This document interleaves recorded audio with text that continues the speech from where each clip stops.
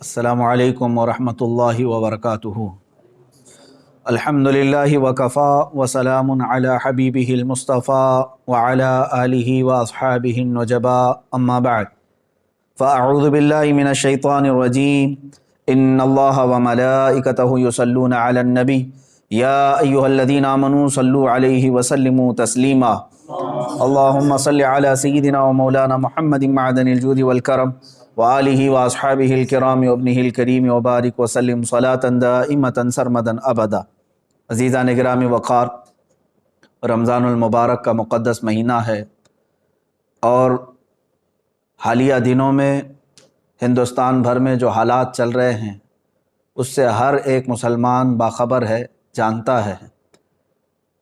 آج کے حالات میں رسول پاک صلی اللہ تعالیٰ علیہ وسلم کی ذات پاک کو جس طرح سے پورے ہندوستان میں نشانہ بنایا جا رہا ہے، موضوع بحث بنایا جا رہا ہے، ہمارے دل چھلنی ہیں، زخمی ہیں، یہ ایک الگ میٹر ہے۔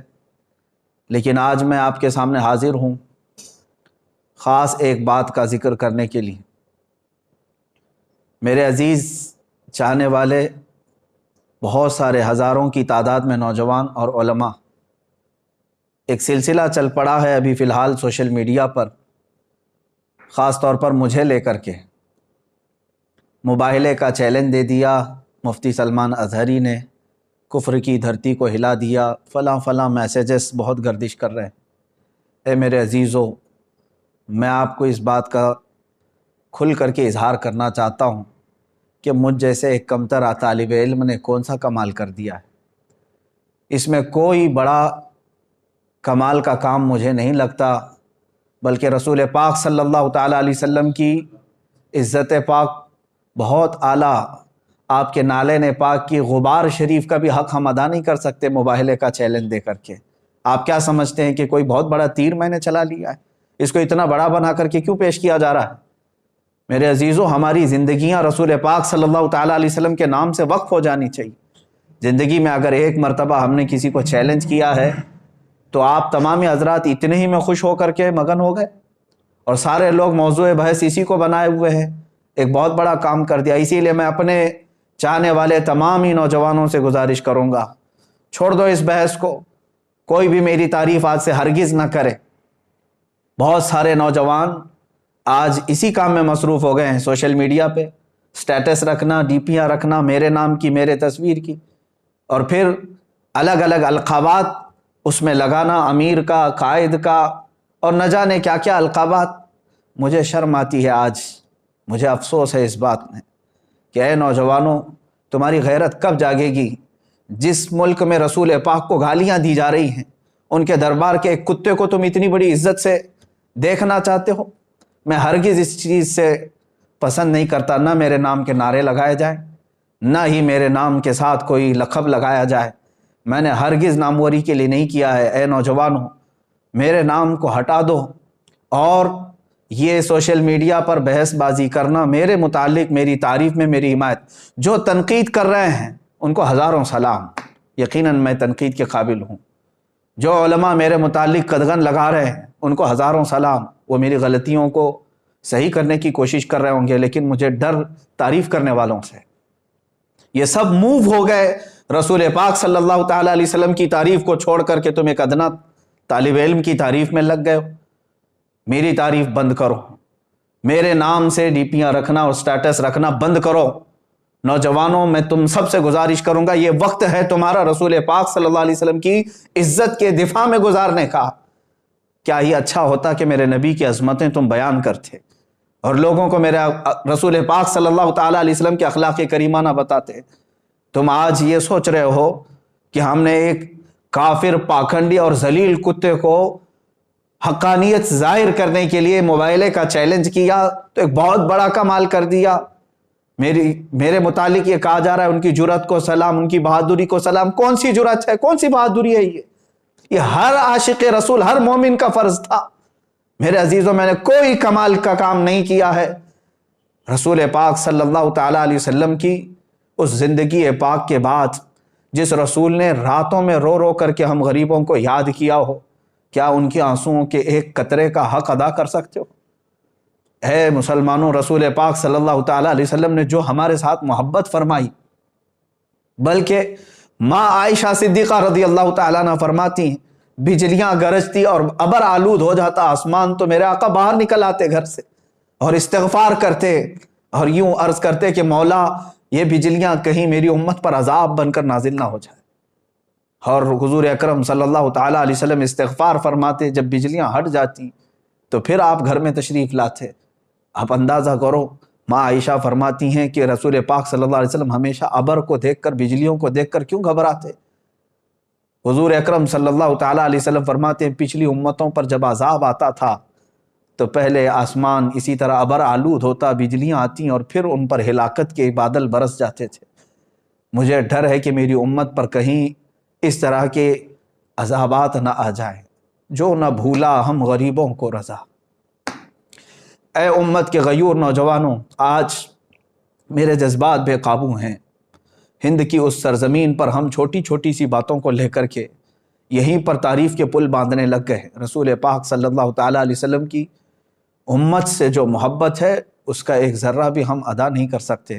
ہم جیسے لاکھوں کا سر بھی کٹ جائے تو رسول پاک صلی اللہ تعالیٰ علیہ وسلم کے نالین پاک کا بھی حق ادا نہیں کر سکتے۔ میرے عزیزو، مصطفیٰ کریم صلی اللہ تعالیٰ علیہ وسلم اپنے آخری وقت میں بھی جس دن حضور کا وصال ہوا اس دن بھی اپنی امت کی خیر کے لیے دعا فرمائی، اپنی امت کی خیر کے لیے دعا فرمائی کہ اے رب ذوالجلال، جو سکرات کی تکلیف ہے وہ میری امت پر نہ آئے، اور جو رسول پاک صلی اللہ تعالیٰ علیہ وسلم قبر انور میں سونے کے وقت بھی اپنی غریب امت کو یاد فرمائیں، معراج کے سفر میں اپنی غریب امت کو یاد فرمائیں۔ اب مجھے بتاؤ کہ ہم نے رسول پاک صلی اللہ تعالیٰ علیہ وسلم کا کون سا حق ادا کیا؟ اے میرے عزیزو، آج کلیجہ منہ کو آتا ہے، دل چھلنی ہے، اس لیے کہ میں تاریخ پڑھ کر کے دیکھا حضور پاک صلی اللہ تعالیٰ علیہ وسلم کو مکہ والوں نے ستایا بہت ہے اور پریشان بھی بہت کیا ہے۔ حضور اکرم صلی اللہ تعالیٰ علیہ وسلم کا سوشل بائیکاٹ بھی کیا ہے، ان کے صحابہ کے ساتھ ظلم و ستم بھی کیا ہے، لیکن ایک بات یاد رکھنا، ان کے دشمنوں میں ابو جہل بھی کھڑا تھا، ابو لہب بھی کھڑا تھا، عتبہ و شیبہ بھی کھڑے تھے۔ پوری تاریخ اسلام کی کتابیں اٹھا کر کے دیکھ لینا، ان ظالموں نے حضور کے ساتھ دشمنی تو کی، لیکن اس ہندوستان کے پاکھنڈی کی طرح میرے نبی کو اتنی گندی گالیاں کبھی نہیں دی تھی۔ حضور پاک صلی اللہ تعالیٰ علیہ وسلم کے اخلاق پر کسی نے انگلی نہیں اٹھائی، کسی نے رسول پاک صلی اللہ علیہ وسلم کو یہ نہیں کہا تھا آج تک کہ وہ عورتوں کی دلالی کرتے تھے، کبھی نہیں۔ آج جس منزل پہ ہم پہنچے ہوئے ہیں، مکہ کے ان کے جانی دشمنوں نے بھی یہ جملے استعمال نہیں کیے تھے۔ آج ہماری یہ نحوست نہیں ہے تو اور کیا ہے؟ اے میرے عزیزو، رسول پاک صلی اللہ تعالیٰ علیہ وسلم کی عزت کی حفاظت کی خاطر جو صحابہ اکرام رضوان اللہ تعالیٰ علیہم اجمعین اپنی قربانیاں پیش کر چکے، میں دو چند باتیں عرض کرتا ہوں۔ آج ہم اپنے گھروں میں بیٹھ کر کے سوشل میڈیا پر آوازیں اٹھا کر کے یا سڑکوں پر ایک آدھ بار نکل کر کے یہ کہتے ہیں کہ رسول پاک صلی اللہ تعالیٰ علیہ وسلم کی عزت کی حفاظت کے لیے ہم کھڑے ہو گئے، اور اتنے ہی پر ہم جیسے نکموں کو مرد مجاہد کا لقب دے دینا، ہم جیسے کم ظرف لوگوں کو، مجھ جیسے کم علم آدمی کو بڑے بڑے القاب سے نواز دینا، جبکہ کچھ نہیں کیا رسول پاک صلی اللہ تعالیٰ علیہ وسلم کی دفاع میں۔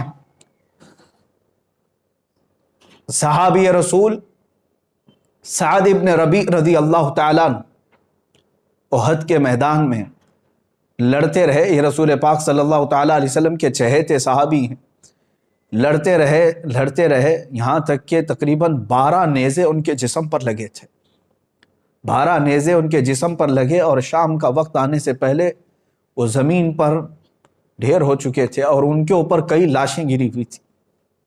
شام کے وقت میرے آقا صلی اللہ تعالیٰ علیہ وسلم نے اپنے صحابہ سے فرمایا کہ دیکھو سعد ابن ربیع کہیں نظر آئے، وہ زندوں میں ہیں یا انتقال کر چکے، تلاش کر کے آؤ۔ جو تلاش کرنے کے لیے صحابہ گئے، انہوں نے پکارنا شروع کیا میدان میں، احد کے میدان۔ یہ بڑی کڑی جنگ ہے، کفر اور اسلام کے مقابل میں جو جنگ ہوئی تھی، بڑا نقصان مسلمانوں کا اس جنگ میں ہوا تھا۔ پکارنے والے نے جب آواز دی تو بہت اندر سے لاشوں کے بیچ میں سے ایک آواز آنے لگی کہ ہاں سعد ابن ربیع زندہ ہے۔ ہٹائی گئی تو حضرت سعد ابن ربیع کی لاش یعنی جسم پاک دیکھنے والے بتاتے ہیں کہ 12 نیزے ان کے جسم پر لگے ہوئے ہیں، پیٹ پھٹ چکا تھا، پیٹ پھٹ چکا تھا اور خون میں لت پت ہیں، گوشت کے ان کے چھتڑے ادھر سے ادھر ہو گئے ٹکڑے۔ میرے عزیزو، اس عالم میں وہ پوچھتے ہیں کہ اے آنے والے کیا پیغام لے کر کیا ہے؟ تو آنے والے صحابی نے کہا کہ اللہ کے رسول صلی اللہ علیہ وسلم نے تمہیں یاد کیا۔ اس صحابی سعد ابن ربیع نے اتنا کہا، جاؤ میرے آقا صلی اللہ علیہ وسلم کو میرا سلام کہہ دو، میں حضور پاک صلی اللہ تعالیٰ علیہ وسلم تک چل کے آنے کی طاقت نہیں رکھتا۔ اور اس کے بعد حضرت سعد ابن ربیع نے جو کہا، سنو اے مسلمانوں، جس کے جسم میں 12 نیزے چبھے ہوئے ہوں، پیٹ پھٹ چکا ہو، اس کے بعد وہ کہتے ہیں کہ جا کر حضور سے کہہ دینا، عذراً یا رسول اللہ، اے اللہ کے رسول ہمیں معاف کر دیں، ہم نے آپ کے دفاع کا حق ادا نہیں کیا۔ جس کا جسم چھلنی ہو گیا ہو اور ٹکڑوں میں آ گئے ہوں، وہ جب یہ کہہ رہے ہوں کہ اے اللہ کے رسول ہم نے آپ کی دفاع کا حق ادا نہیں کیا، ہم گھر بیٹھے سوشل میڈیا سے اگر تھوڑی باتیں کہہ دیں، آواز اٹھا دیں اور اسی پر اتنے بڑے بڑے القاب، یہ ناانصافی ہے میرے عزیزوں۔ اے غیور نوجوانوں، میرے آقا صلی اللہ تعالیٰ علیہ وسلم پر مر مٹنے والے ان صحابہ نے کبھی اپنی ناموری کا خیال تک نہیں فرمایا، بلکہ سعد ابن ربیع یہ کہتے ہیں آنے والے سے کہ جاؤ واپس میری قوم کو یہ پیغام دے دینا، مدینے والوں کو یہ پیغام دے دینا کہ اگر تم زندہ رہے، تمہاری آنکھیں دیکھتی رہیں اور کوئی تمہاری زندگی میں رسول پاک صلی اللہ تعالیٰ علیہ وسلم تک پہنچ گیا بری نیت سے، تو فرماتے ہیں کہ پھر قیامت کے دن اللہ تمہیں نہیں چھوڑے گا، تمہارا کوئی عذر قبول نہیں کیا جائے گا۔ سعد ابن ربیع یہ کہتے ہوئے اس دار فانی سے کوچ کر گئے، انتقال ہو گیا، شہید ہو گئے۔ ایک صحابی ہیں رسول پاک صلی اللہ تعالیٰ علیہ وسلم کے سامنے کھڑے، احد کے میدان، تیر چلتے رہے، اتنے تیر کہ تقریباً ان کے جسم پر 80 تیر ادھر سے سائیں سائیں کرتے ہوئے گزرے اور کئی جسم پر چھپ گئے۔ وہ حضور پاک صلی اللہ تعالیٰ علیہ وسلم کے سامنے سینہ سپر ہو کر یوں کھڑے رہے کہ ایک تیر ان کے آنکھوں میں آ کر لگ گیا، آنکھ کا پتلا باہر آ گیا، آنکھ کا ڈھیلا باہر آیا۔ اللہ کے حبیب صلی اللہ تعالیٰ علیہ وسلم کے دفاع میں اس وقت تک بھی وہ اپنا قدم نہیں ہٹا رہے تھے۔ اتنی قربانیاں دینے کے باوجود بھی انہوں نے کبھی یہ نہیں کہا کہ ہم نے رسول پاک صلی اللہ تعالیٰ علیہ وسلم کی ناموس پہ پہرا دے دیا۔ اے مسلمانوں، ان القابات اور ان تمام تر مبالغات سے باہر نکل آؤ، ان تمام چیزوں سے باہر نکل آؤ، میدان عمل میں اترنے کی آج تمہیں ضرورت ہے۔ اللہ کے حبیب صلی اللہ تعالیٰ علیہ وسلم کی عزت کی حفاظت کے لیے جنہوں نے کیا، آج میرا دل درد کر رہا تھا، اس لیے میں آپ کے سامنے حاضر آ گیا۔ سلطان صلاح الدین ایوبی رحمۃ اللہ تعالیٰ علیہ کی وفات یاد آتی ہے۔ انگریزوں نے بھی صلاح الدین ایوبی کا ذکر بڑے اچھے سے لکھا ہے، کہا کہ ایک انصاف پسند جرنیل تھا اور جتنی جنگیں ہوئی ہیں ظلماً صلاح الدین ایوبی نے کسی کو قتل نہیں کیا، قیدی بھی آتے تو ان کو رہا کرنے کا حکم دیتے تھے۔ ایک بار ایسا ہوا کہ ایک اسلامی قافلہ شام سے مصر کی طرف جا رہا تھا، بیچ راستے میں برنس نام کا ایک جرنیل تھا جو عیسائی تھا، اس نے قافلے کو روک لیا اور لوٹا، مسلمان عورتیں بھی تھیں، بچیاں بھی تھیں، اور پورے قافلے میں سے تقریباً 2 لاکھ دینار اس نے لوٹ لیا اور مار رہا تھا باندھ کر کے، اس میں عورتیں بھی تھیں، بچیاں بھی تھیں۔ تو ان لوگوں نے رحم کے لیے کہا تو اس ظالم نے کیا کہا، کہاں ہے تمہارا محمد، اس کو بلاؤ، مدد کیوں نہیں کرنے آتا، معاذ اللہ، اتنا کہا تھا انہوں نے، ادعوہ محمد ینصرکم، تم بلاؤ اپنے اسی محمد کو، رسول پاک صلی اللہ علیہ وسلم کی مدد، کہ وہ تمہاری مدد کرے، تم بہت کہتے ہو نا رسول رسول، لیکن یہ واقعہ ہو گیا، لٹ گئے، اور کسی نے آ کر کے صلاح الدین ایوبی کو ذکر کر دیا۔ مصر میں ان کی جب خلافت تھی، صلاح الدین ایوبی اس زمانے میں بہت سخت بیمار تھے، بیماری کے عالم میں وہ تڑپ گئے اور کہا، اے اللہ، ایک آخری میں تیری بارگاہ میں منت مانگتا ہوں، مجھے شفا یابی دے دے، مجھے صحت یابی دے دے، اور پھر اس برنس کو میں بتاؤں کہ محمد صلی اللہ علیہ وسلم مدد کیسے کرتے ہیں۔ اور جانتے ہیں آپ صحت یاب ہوتے ہوتے آپ نے جنگوں کا پھر سے ایک محاذ چھیڑ دیا، 2 سے 2.5 سال لگ گئے، فلسطین پہنچے آپ بیت المقدس کی فتح کے بعد، جتنے وہاں پر عیسائی تھے سب کو آپ نے اعلان کر دیا کہ جو امن و امان سے رہنا چاہتا ہے رہے، یا جانا چاہتا ہے تو وہ جا سکتا ہے۔ سارے جو رہنے والے تھے وہ رہ گئے، جانے والے جا رہے تھے، لیکن صلاح الدین ایوبی رحمۃ اللہ علیہ نے ایک اعلان کیا تھا اپنے سپاہیوں کو کہ برنس اگر کہیں ملے تو اسے چھوڑنا نہیں، گرفتار کر کے لے آؤ۔ تلاش کرتے ہوئے سپاہی پہنچے، ایک خیمے میں وہ چھپا ہوا تھا، وہاں سے اسے قید کر کے لے آئے، اور صلاح الدین ایوبی رحمۃ اللہ علیہ کی آنکھیں اس وقت لال تھیں، سرخ تھیں۔ اس کو سامنے کھڑا کیا اور کہا تو ہی وہ بدبخت ہے جس نے کہا تھا کہ محمد کو بلاؤ اور وہ تمہاری مدد کرے۔ اللہ اکبر۔ یہ جملہ دہرانے کے بعد صلاح الدین ایوبی رحمۃ اللہ علیہ اپنی تلوار اٹھاتے ہیں۔ وہ کہتا ہے صلاح الدین تم تو جنگی قیدیوں کو معاف کرتے ہو، چھوڑ دیتے ہو۔ صلاح الدین ایوبی نے فرمایا ہاں میں نے ہر جنگی قیدی کو معاف تو کیا ہے، لیکن جس نے میرے رسول پاک کی شان میں بھونکا ہے پھر یہ میری تلوار اگر اس پر نہ چلے تو یہ کسی کام کی نہیں۔ صلاح الدین ایوبی رحمۃ اللہ علیہ نے اسے کیفر کردار تک پہنچایا۔ اے مسلمانوں، اے میرے عزیزو، بات کتنی تھی، اس نے جو کہا تھا۔ یہاں تو میرے آقا صلی اللہ تعالیٰ علیہ وسلم کی شان میں کیا کیا نہیں کہا جا رہا ہے، کیا کیا نہیں کہا جا رہا ہے۔ لوگ اب بھی یہ کہتے ہیں کہ مصلحت کے ساتھ اب جینا کس کام کا رہ گیا ہے، جہاں پر ہماری سانسوں میں گھٹن پیدا ہو رہا ہے۔ اسلام کے لیے ان ظالموں نے کہا کہ یہ کوئی ریلیجن ہی نہیں ہے۔ کیا یہ بکواس سوشل میڈیا پر نہیں ہے؟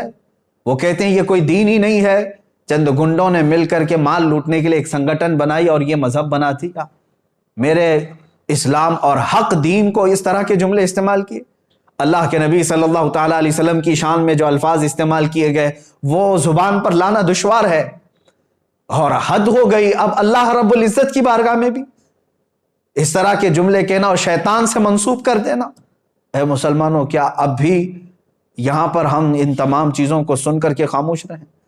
یہی تمام معاملات تھے جس کی وجہ سے اس بے قرار دل نے اس کفر کی دھرتی کو پکارا کہ آ جا، اگر تجھے اتنا یقین ہے تو اللہ رب العزت اور رسول پاک صلی اللہ علیہ وسلم اور اسلام و قرآن کی شان کیا ہے ہم بتاتے ہیں۔ میرے عزیزو، یہ موبائلے کا چیلنج ایک طرف تھا، اس کو چھوڑو میری طرف، مگر اب میں ان تمام علماء سے کہتا ہوں، یہاں پر بہت سارے علماء کرام ابھی سوشل میڈیا پر ایکٹیو ہو چکے ہیں۔ کس بارے میں؟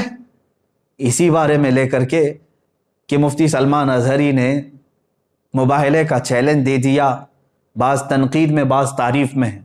میں تنقید کرنے والوں کو ایک جملہ بھی نہیں کہنا چاہتا، بہت محترم وہ علماء ہیں، مجھے کوئی غرض نہیں میری تنقید اور تعریف سے، لیکن تعریف کرنے والے علماء جس میں بہت سارے ہیں جنہوں نے مسلسل 2 دن سے اپنے اوقات لگا دیے ہیں، میں ان سب سے گزارش کروں گا، اے گروہ علماء، اللہ تبارک و تعالیٰ نے تمہیں علم کی امانت سپرد کی ہے۔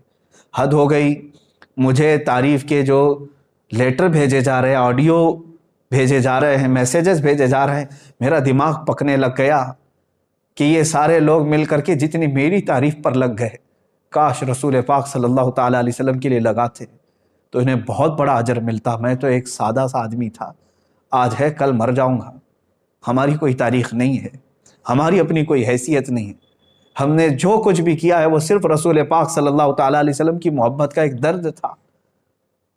میرے عزیزو، اگر میں نہیں اٹھتا تو کوئی نہ کوئی ایک عام نوجوان بھی اٹھتا۔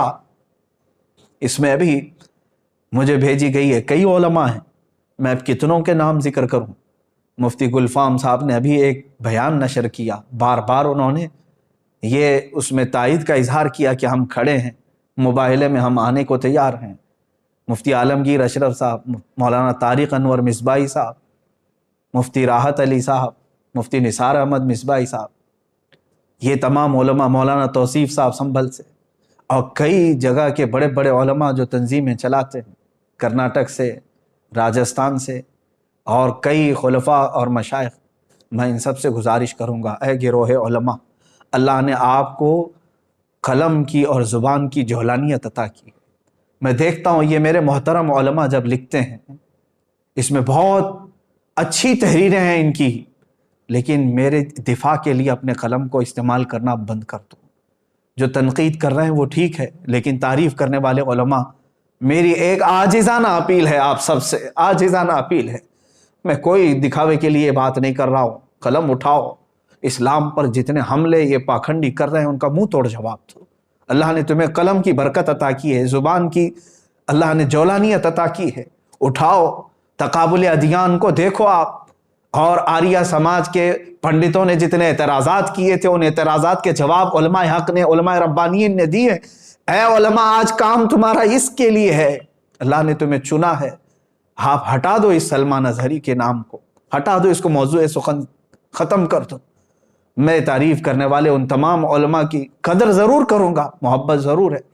یہ جتنے میسیجز کر رہے ہیں، آڈیو بھیج رہے ہیں یا تحریریں بھیج رہے ہیں، یہ تمام کی ضرورت قطعاً نہیں ہے، قطعاً نہیں ہے۔ میں سب سے کہتا ہوں کہ لگ جاؤ دین اسلام کی حمایت کے لیے اور رسول پاک صلی اللہ تعالیٰ علیہ وسلم کی عظمت و شان بیان کرنے کے لیے۔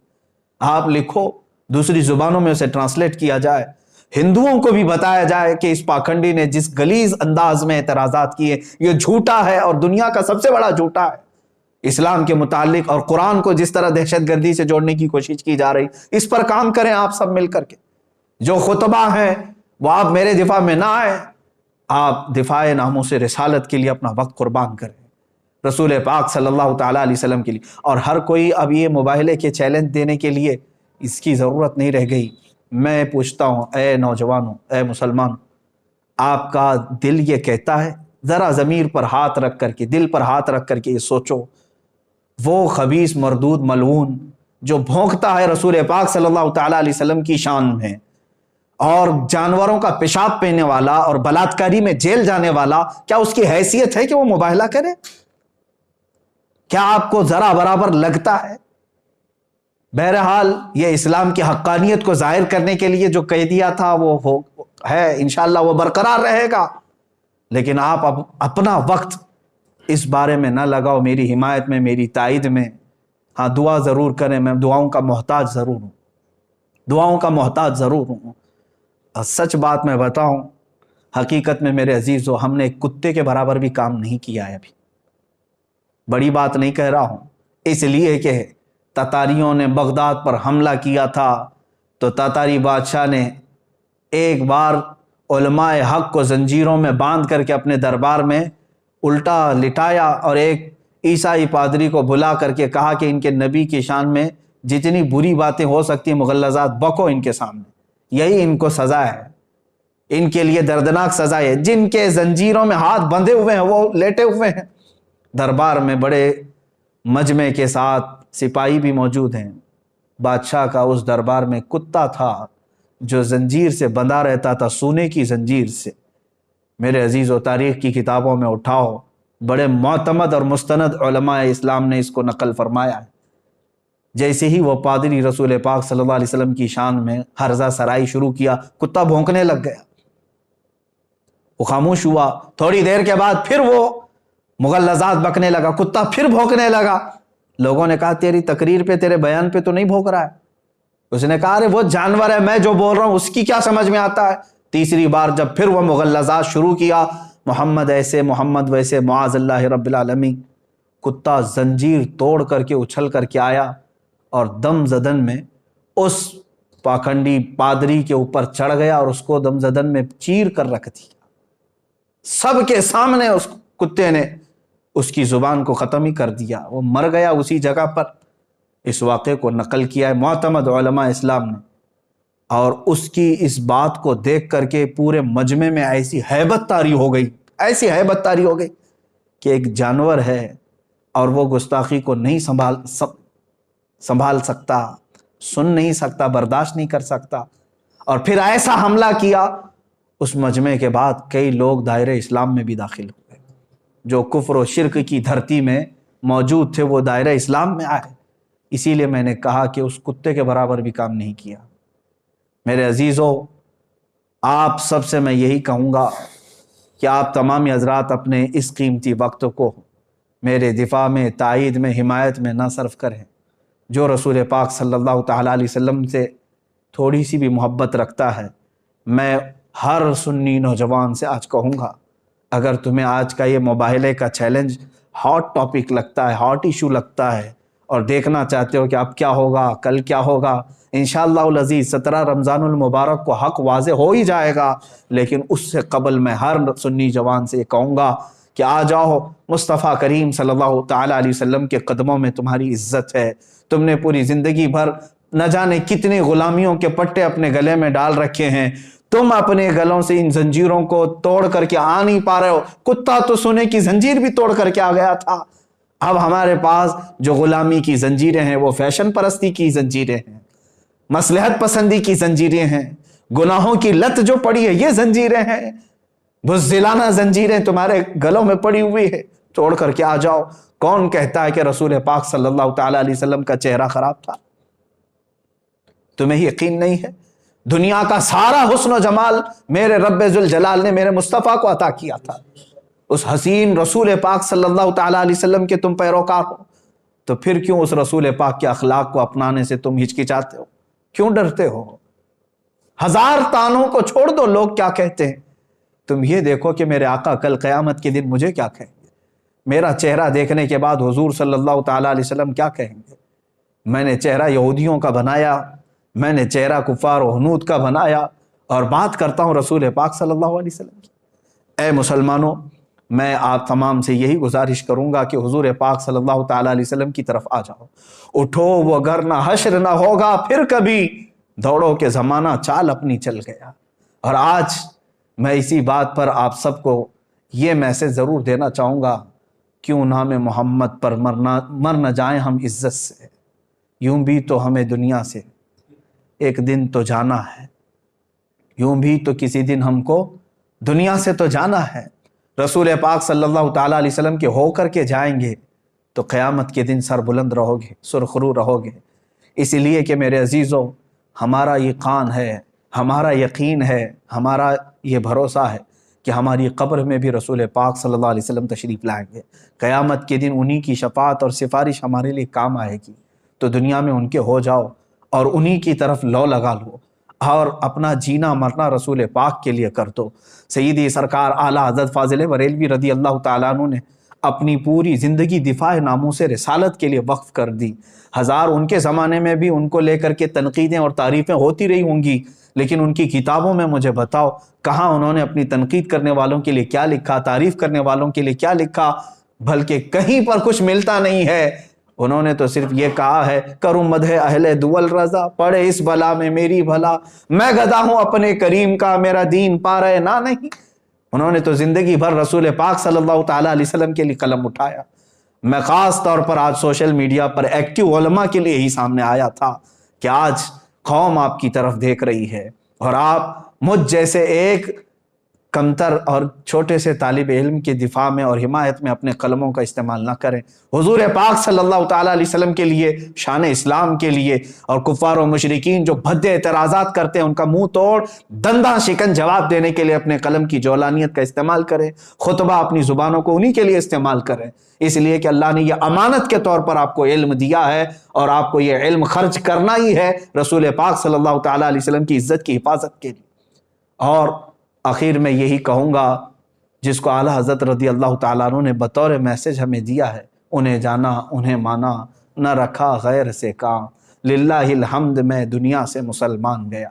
اے میرے عزیزو، آج میں نے یہ جو کچھ بھی باتیں کہیں اس لیے کہ میں بے چین ضرور ہوں، لیکن دنیاوی حالات اور پریشانیوں کو لے کر کے نہیں، کہ میرے اوپر کیا دباؤ بن رہا ہے اس کو لے کر کے میں ہرگز پریشان نہیں ہوں، بلکہ ابھی میں آپ کو بتاؤں، آپ سب حضرات جانتے ہوں گے رمضان المبارک آ چکا ہے۔ کل ہی میرے پاس ایک نوجوان بچہ آیا، انجینئر بھی ہے، بیٹھے تھوڑی دیر بات کرنے کے بعد بتایا اس نے کہ پچھلے 1.5 مہینے سے وہ کھانے کو، گوشت کو ہاتھ تک نہیں لگایا، صرف اس لیے کہ جس جگہ رسول پاک صلی اللہ تعالیٰ علیہ وسلم کو گالیاں دی جا رہی ہوں اور میں نرم نرم غذائیں کھاؤں۔ اس نوجوان کی اس بات کے بعد کیا ہمارا دل کھول نہیں جاتا؟ ہم بھی تو آج سارے لوگ مستیوں میں ہیں، ہمارے پاس جو کچھ بھی دیا ہوا ہے وہ رسول پاک کے نام کا ہے، علماء آپ سب کو معلوم ہے، مشائخ آپ سب کو معلوم ہے، ہم آج تک رسول پاک کے نام پر ہی کھا رہے ہیں، حضور پاک صلی اللہ تعالیٰ علیہ وسلم کا نام لیتے ہیں اور کھاتے ہیں، لیکن آج تک میری اتنی عمر میں میرے باپ کو، میری ماں کو یا میرے بھائیوں کو ایسی گالیاں تو میں نے اب تک نہیں سنی جس طرح کی گالیاں اس خبیث ملعون نے میرے نبی کو دی۔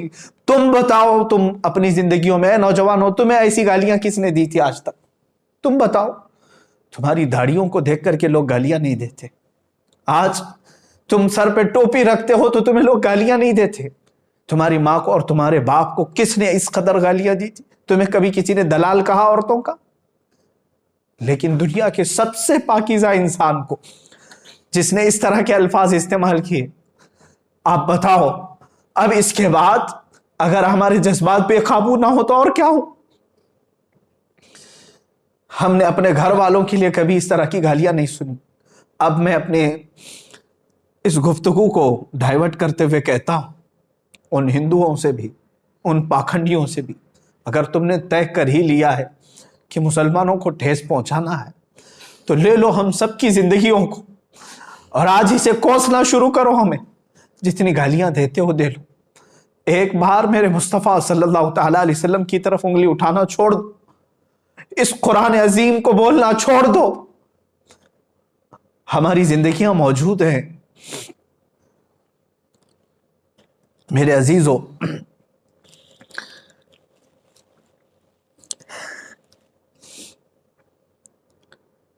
آج رمضان المبارک کی اس شب میں تعریف کے لیے نہیں عرض کرتا، روزانہ ہر رات مدینہ طیبہ سے میرے شاگرد ہیں، بچے ہیں، ایک میرا مخلص شاگرد ہے، وہاں سے فون لگاتا ہے بارگاہ مصطفیٰ میں اور گنبد خضرا کے نیچے سے ویب کانفرنسنگ کے ذریعے سے دیکھ لیتا ہوں، دل کو ٹھنڈک ہوتی ہے۔